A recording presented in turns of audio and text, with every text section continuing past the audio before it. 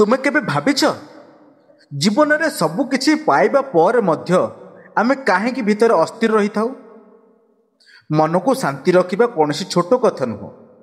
यह एक कला एवं जी ए कला को शिखी जाइछि दुनिया रे कौनसी जिनिस ताकू हलाई परिबो नाही। यह निश्चित भावे सत्य। जेतेबेले क्रोध आसे सेतेबेले आपण नीरव रहिबाकू चेष्टा करंतु।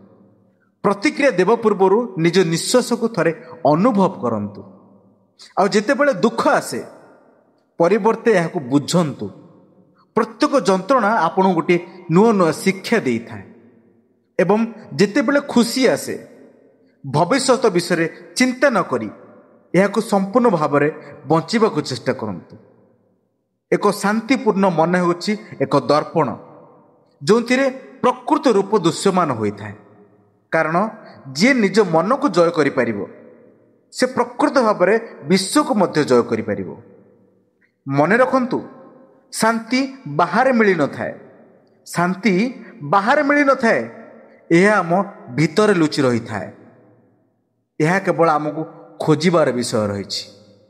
आशा करुछि ए छोटिया भिडियोटी आपनक जीवन में अनेक परिवर्तन आनिबो। एमिति मोटिवेशनल वीडियो देखिया पई आम चैनल को एवं सब्सक्राइब करंतु जहाँ फल आमे अपलोड करुवा प्रत्येकटी नॉलेजेबल वीडियो आपण पाखरे सर्वप्रथम पहुँची पारिबो। जय जगन्नाथ।